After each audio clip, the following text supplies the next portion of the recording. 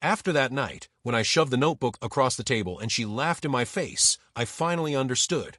I had walked straight into her script. She wanted that confrontation. She wanted me desperate, furious, broken. And when she smirked and whispered, "You'll come back, you always do," I realized she believed it. She thought she had already written the ending. But that night, as I lay awake in bed staring at the ceiling, I made a decision. If she had her story, I would build mine. Quietly, patiently, methodically. I wouldn't yell anymore. I wouldn't beg or accuse or hand her the performance she craved. No, I would wear the same mask she had forced on me. Calm, silent, harmless. And behind it, I would sharpen my knives. The next morning, I smiled when she poured me coffee. I kissed her cheek when she made her little sarcastic remarks. She studied me, waiting for the cracks, but I gave her nothing. Just quiet, measured calm. She thought she had won. But while she celebrated, I was working. I bought a cheap second phone. She didn't know about it. On it, I recorded everything. Her late-night phone calls where she bragged about pushing me to the edge, her staged outbursts when she screamed at nothing while her phone recorded in the corner, her venomous whispers in the hallway.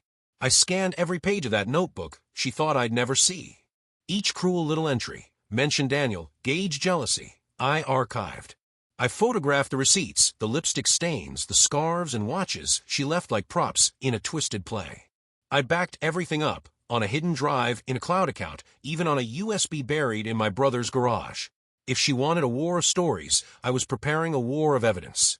But in the meantime, I perfected my role. When she came home late, perfume thick on her skin, I smiled and asked how her evening was.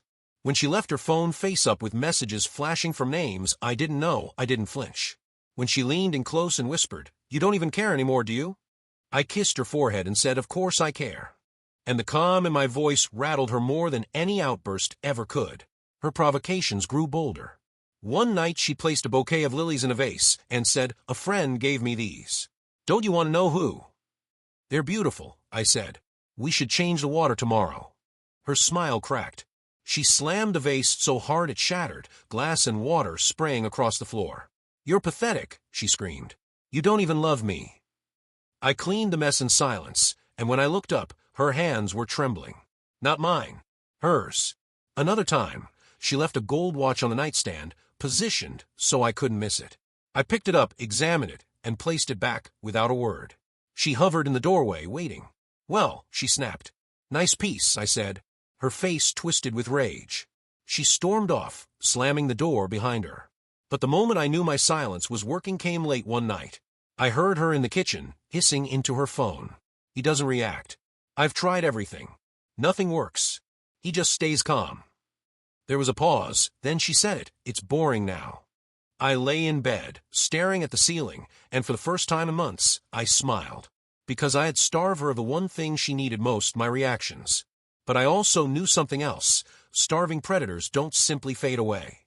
They thrash. They bite. They escalate. And when she did, I would be ready. Silence was killing her.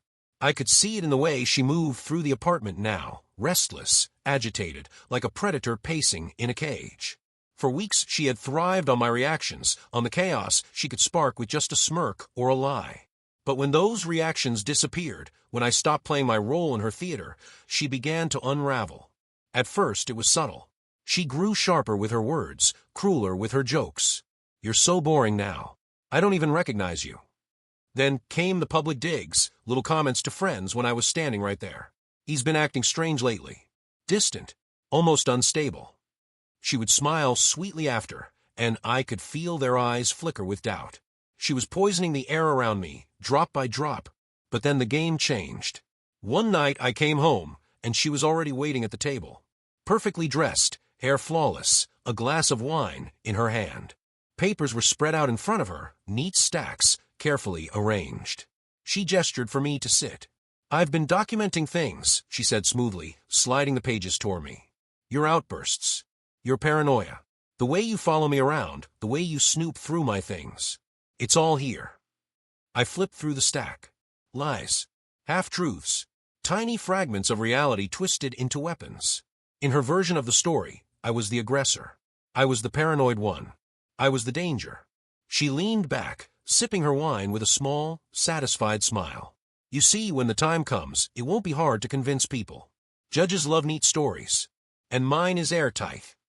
I looked at her calm, steady, and said quietly, "Then you forgot one thing." Her eyebrow arched. "And what's that?" I reached into my bag and placed an envelope on the table. Thicker. Heavier. She frowned, curious, then opened it. Her own notebook entries. Her cruel little notes about my reactions. The transcript of her late-night call. "He'll crack soon. I can't wait to see it." Photos of her laughing in places she swore she'd never been. And finally, a USB drive labeled simply, "Her voice." For first time, her hand trembled. "You've been keeping score," she whispered. I shook my head. "No. I've been surviving. And now I'm done surviving." She tried to laugh, brittle and hollow. This proves nothing. People will see obsession. A man spying on his girlfriend. That's all." I pressed play on my phone. Her voice filled the room, echoing off the walls. "He'll crack soon. I can't wait to see it."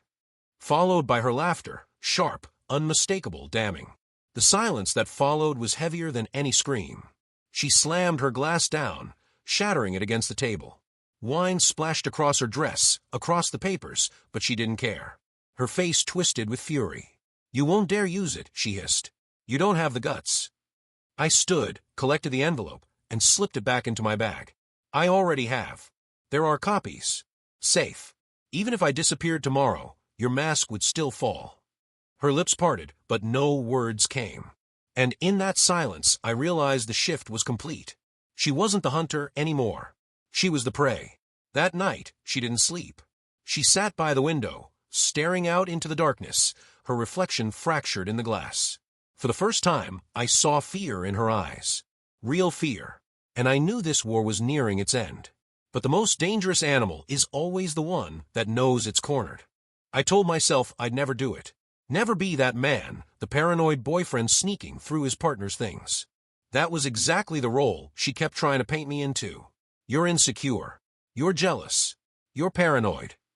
Those words dripped from her lips like poison every time I asked the smallest question. But lies have weight. They pile up until they crush you. And hers had been piling for months. Yoga classes with a mat that never left the trunk. Girls' nights that ended with perfume stronger than before she left. Messages flashing on her phone from names I didn't recognize. And always that smirk when I looked at her, the smirk that said, "I know you see it, and I dare you to ask." So one night, while she slept peacefully beside me, her breathing slow and even, I reached for her phone. My hand shook so badly I almost dropped it. My heart pounded so loud I thought it would wake her. I entered her passcode, her birthday reversed. Too easy. Almost like she wanted me to find it. The screen lit up. And with it, the world I thought I knew fell apart. Messages. Endless threads. Men's names. Some saved properly, others hidden under initials or emojis. Hearts, flames, winks. One read, "Last night was perfect. Can't stop thinking about you." Her reply, "Next time, don't let me go home so early, winking faced."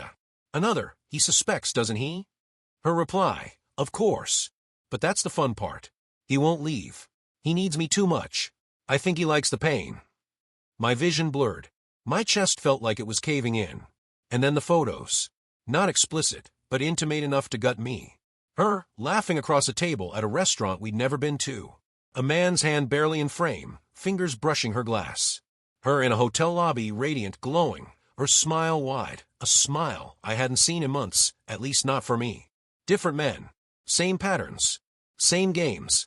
I put the phone back, careful, as if touching it too long would burn me. I lay in bed, stiff as stone, staring at the ceiling.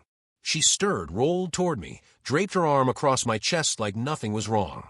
And then, as if she could sense the storm inside me, she whispered in her sleep, "You'll never leave me. You can't."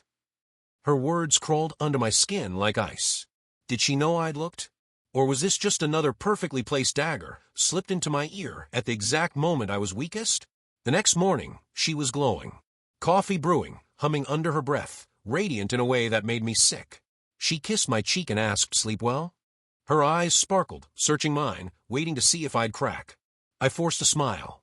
Yeah, slept fine. But inside, I was falling apart. That evening, I crossed another line. Not just her phone this time. Her desk. I told myself I'd be quick. Just a glance. But in the bottom drawer, I found something worse than the texts. A small black notebook. I opened it, and my stomach dropped. It wasn't a diary. It was a log. Page after page. Dates. Notes. All about me. Confronted me about perfume. Denied. Reaction. Frustrated but apologetic. Good. Asked again about yoga. Hesitated. Perfect. Next step. Mention Daniel. Watch carefully. My hands shook as I read. She wasn't just cheating. She was studying me. Every reaction. Every silence. Every stumble. She was testing me. Recording me. I wasn't her boyfriend. I wasn't even her victim. I was her experiment. The water stopped in the bathroom. Panic surged through me. I shoved the notebook back into the drawer, rushed to the couch, and pretended to scroll my phone. She came out moments later, damp hair clinging to her neck, her skin glowing, her smile sharp. She scanned me instantly, like always, her eyes dissecting me, searching for cracks. Then she sat down, poured herself a glass of wine, and smirked. "You look tired," she said softly. "Rough day." "Yeah," I muttered. "Just work." Her smirk widened. She leaned closer, her voice barely above a whisper. "Sometimes I wonder how far I can push you before you finally break." She sipped her wine, her eyes locked on mine, waiting for me to flinch. That night, as she slept soundly, I lay awake staring into the darkness. My chest heavy, my head buzzing, her words echoing over and over. She wasn't careless. She wasn't clumsy. Every lie, every smile, every cruel little joke, all of it was deliberate. She wanted me to break. And for the first time, I wondered if I already had. I couldn't hold it in anymore. The phone, the photos, the notebook full of notes about me, it all played in my head like a film on repeat. I told myself I'd confront her calmly. No shouting, no anger. Just the truth, straight to her face. That night, she came home late again, perfume heavy, lips freshly colored, her smirk already waiting for me. But this time, I wasn't silent. I was at the table, her notebook lying right in front of me. She froze for just a heartbeat, then smiled wider. Not caught. Not ashamed. Almost amused. "We need to talk," I said, my voice steady even though my chest was on fire. She poured herself a glass of wine, sat down across from me, and said smoothly, "About what?" I pushed the notebook toward her. "About this. About the lies. The men. About how you've been testing me, writing down every reaction like I'm a science project." She glanced at the pages, then laughed. Loud, sharp, cruel. "So you've been snooping," she said. "Perfect. That just proves everything I wrote about you. Paranoid, obsessive, unstable. You walked right into it." My fists clenched under the table. "It proves you've been studying me like an experiment. That's not love. That's cruelty." She leaned closer, eyes glittering. "And if it is, maybe I enjoy it. Maybe I still do. The question is, why are you still here?" Her calmness chilled me more than any shouting could. She wasn't denying it. She was admitting it because she thought she couldn't lose. "You don't get it, do you?" she whispered. "Even if you tell someone, even if you show them that notebook, who will they believe? You, with your tired eyes and paranoia? Or me, the sweet, charming girlfriend everyone adores?" For a second, I couldn't breathe. She had prepared for this. Rehearsed it. She had turned my confrontation into just another move in her game. I stood, picked up the notebook, and said, "Maybe you're right. Maybe they'll believe you. But lies rot. And one day, your mask will crack." For the first time, her smile faltered. Just a flicker. Just enough. I walked to the door. Behind me, her voice followed, soft and poisonous. "You'll come back. You always do." And though I didn't answer, her words echoed in my skull long into the night. "You'll come back. You always do." After that night, after I put her notebook in front of her and heard her laugh in my face, I finally understood. I could never beat her by playing her game. Every move I made, she had already prepared for. She rehearsed my anger, she rehearsed my doubt, she even rehearsed my silence. No matter what I did, she had a script ready. So I stopped playing. The next morning, I acted like nothing had happened. I kissed her cheek when she poured my coffee, smiled when she threw one of her sharp little jokes, and nodded when she slipped out the door with perfume clinging to her skin. She studied me, waiting for cracks, but I gave her nothing. She thought she'd won. But while she celebrated, I was working. I bought a second phone, cheap and hidden. On it, I began collecting everything. The late-night calls where she whispered about pushing me until I break. The fake outbursts she staged while her phone was recording in the corner. The venom she spat under her breath when she thought I wasn't listening. I scanned every page of her notebook, photographed the scarves, the watches, the receipts she left behind like props. I backed it all up in the cloud on a USB, even in a safety deposit box. If she wanted a war of perception, I was building an arsenal of proof. But in the meantime, I wore the perfect mask. When she came home late, I asked how her evening was. When she left her phone face up, glowing with hearts and names I didn't recognize, I didn't flinch. When she leaned in close and whispered, "You don't even care anymore, do you?" I kissed her forehead and said, "Of course I care." And my calmness unsettled her more than any argument ever could. The provocations grew desperate. One night, she placed a bouquet of lilies in the vase and said, "Someone gave me these. Don't you want to know who?" "They're beautiful," I replied softly. "I'll change the water tomorrow." Her smile cracked. She slammed the vase so hard it shattered, glass and water spraying across the floor. "You're pathetic," she screamed. "You don't even love me." I cleaned the mess in silence. And when I looked up, her hands were shaking. Not mine.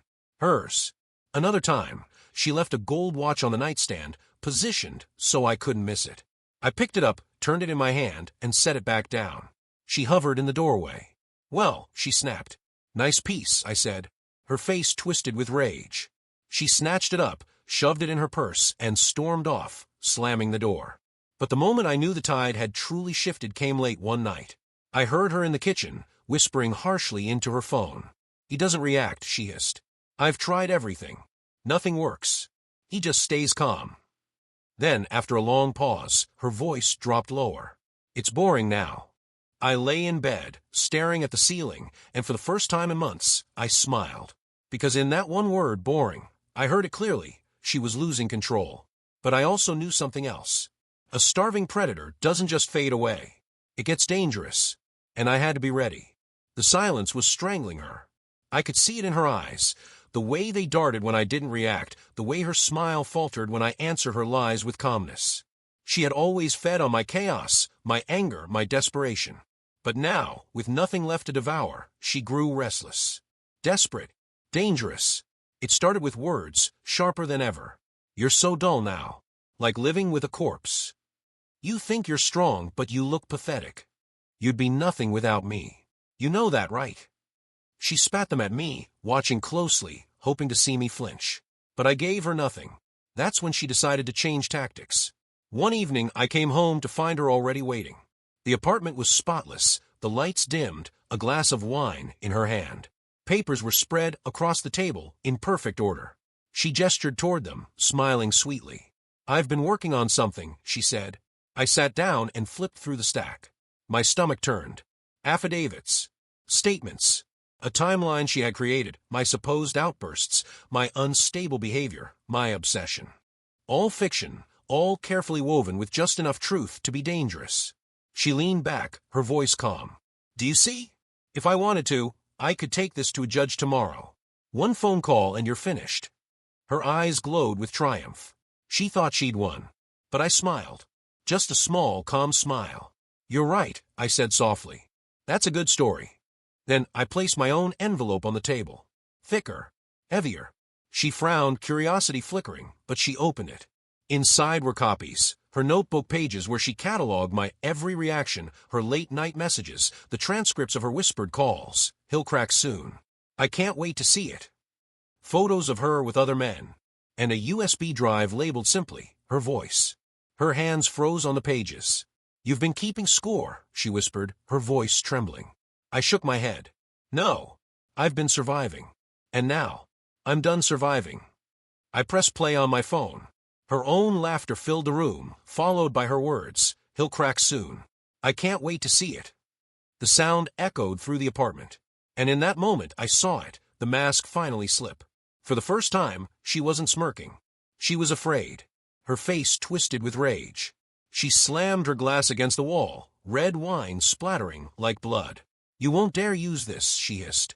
"You don't have the guts." I leaned closer, my voice steady. "I already have.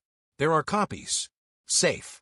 Even if I disappeared tomorrow, your mask would still fall."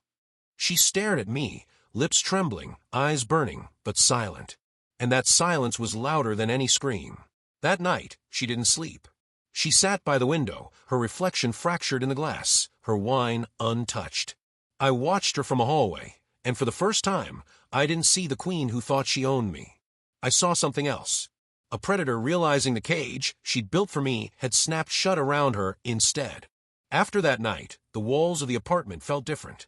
They didn't echo with her laughter anymore, that cruel, mocking sound she used to cut me open with. They didn't carry her sharp little digs or the poisonous whispers she planted while pretending to sleep.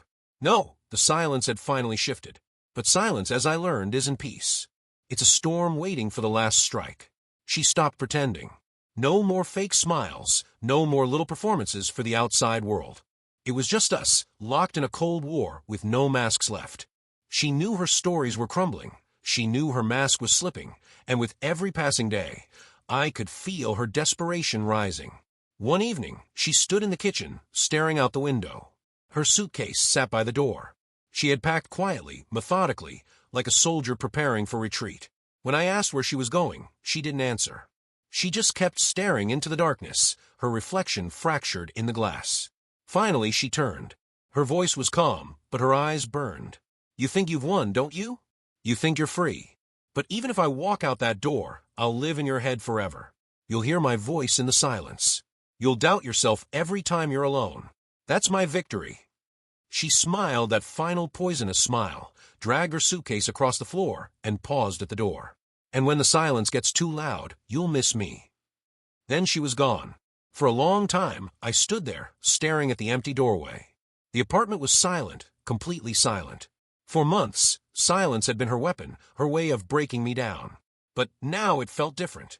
Heavy. Empty. I sat at the table where we had fought our war, where she had spread her lies, and where I had spread my truth. I looked at the evidence still locked away, the copies of her voice, her notes, her photos. Proof of who she really was. Proof that I wasn't insane. But proof doesn't bring peace. That night, I lay in bed staring at the ceiling, the way I had done 1,000 times before. But this time, there was no steady breathing beside me. No sharp whispers in the dark. Just silence. And she was right about one thing. The silence was unbearable. It pressed down on me, heavier than her lies ever had.